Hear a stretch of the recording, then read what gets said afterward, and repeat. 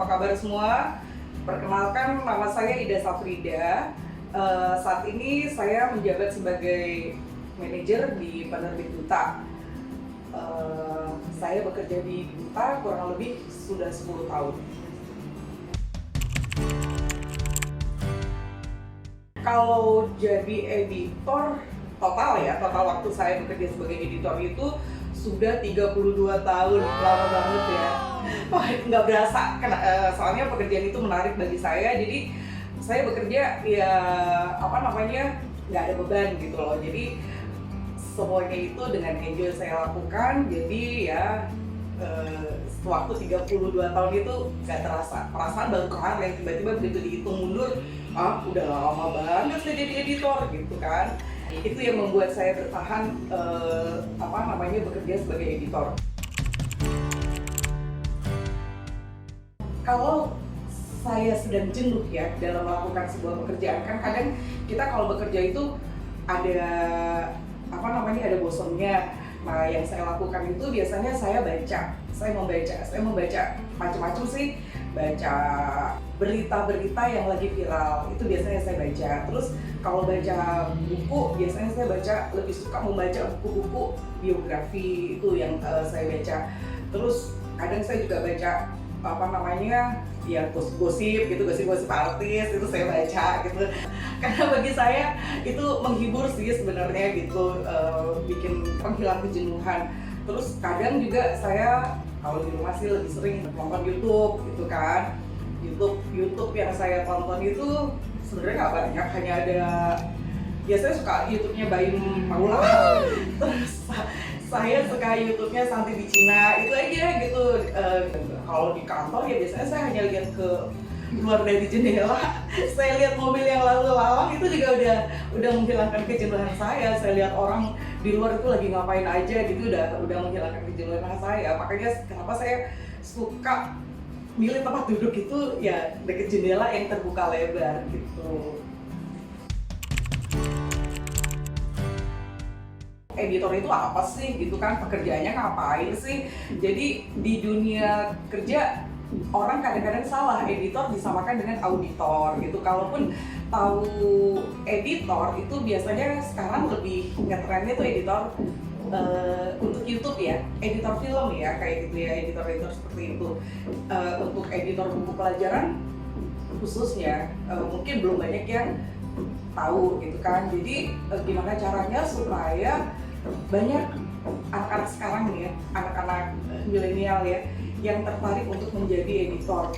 Pastinya mereka mengharapkan gaji yang besar gitu kan, mereka mengharapkan itu. Jadi ya minimal sesuai dengan UMR untuk anak-anak yang fresh graduate. Terus yang kedua, fasilitas kerja yang mencukupi, jadi bisa memperlancar pekerjaan mereka. Yang ketiga, mungkin ada apresiasi kerja, misalnya bisa dalam bentuk bonus untuk semua karyawan yang diberikan setiap tahun, atau juga ada bonus khusus untuk karyawan yang berprestasi. Terus yang keempat, jelas jenjang karirnya. Jadi setelah misalnya di editor junior, terus ada jenjang karir berikutnya apalagi, itu seperti itu. Terus mungkin waktu dan jam kerja yang fleksibel. Kalau anak-anak sekarang kan gitu kan, nggak mau terkekang waktunya. Editor itu kan pembaca pertama tulisan dari penulis ya. Terus editor juga itu adalah sebagai jembatan penghubung antara penulis dengan pembaca. Jadi pastinya editor itu harus bisa memastikan tulisan yang akan diterbitkan nanti itu kalimatnya sudah tersusun dengan baik, sesuai dengan EYD, dan sesuai dengan tingkat pembaca. Sudah tidak ada lagi, tidak mengandung sara, tidak mengandung pornografi, tidak mengandung bias gender. Itu semua harus bisa dipastikan oleh editor. Nah, untuk mewujudkan semua itu, ya pastinya editor itu harus peka terhadap bahasa, peka terhadap hal-hal yang mengandung sara, peka terhadap pornografi, peka terhadap bias gender. Untuk itu editor harus Editor harus banyak baca, pastinya punya wawasan dan pengetahuan luas. Dan kalau mau mencari konsep atau materi, jangan cari dari Mbak Google ya, jangan cari dari internet, karena kita tidak bisa memastikan bahwa informasi itu benar. Jadi sebaiknya kita mencari dari buku teks yang ditulis oleh orang yang ahli di bidangnya. Terus yang kedua, editor juga harus teliti, itu yang paling utama. Terus dia juga harus sabar kalau mengerjakan suatu pekerjaan itu. Terus editor juga harus pahamlah artistik. Jadi dia harus tahu kalau buku yang ditampilkannya itu tidak hanya bagus secara konten tulisannya, dia juga harus memastikan bahwa tampilan bukunya itu menarik, gitu kan? Nge-manajemen waktu dengan baik. Karena apa? Karena kan kita bekerja berdasarkan deadline ya, sesuai dengan deadline. Deadline itu harus dipatuhi, kita buat ya agar buku bisa terbit tepat pada waktunya dan sesuai dengan momen. Jadi dulu pernah saya ngedit buku SD, di situ ada ceritanya itu tentang rumah hantu. Nah, saya kutip begitu saja dari majalah anak-anak. Nah, di dalam cerita itu terdapat nomor telepon nomor telepon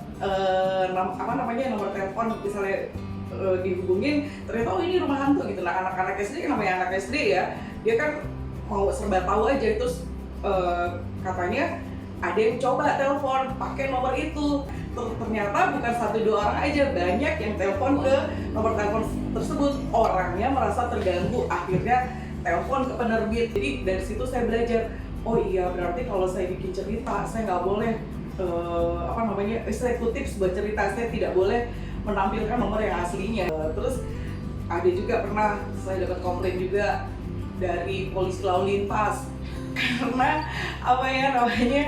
karena saya nggak peka terhadap rambu-rambu lalu lintas yang saya masukkan ke dalam buku.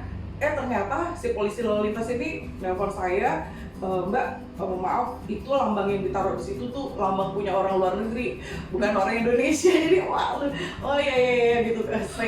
Saya pikir seluruh negara punya lambang yang sama, ternyata kan enggak. Sebenarnya itu sebagai pelajaran bagi saya gitu, bahwa saya itu harus lebih teliti gitu. Jadi ya itu, saya banyak belajar dari kesalahan saya, dan saya juga kalau dikritik ya saya terima dengan baik gitu kan. Kalau emang itu salah saya terima gitu kan. Saya pikir oh ya benar, kalau dikritik kita juga harus lihat dulu kritiknya benar apa enggak sih, kritiknya sesuai apa enggak sih. Kalau emang benar saya yang salah, saya harus memperbaiki gitu. Itu aja sih.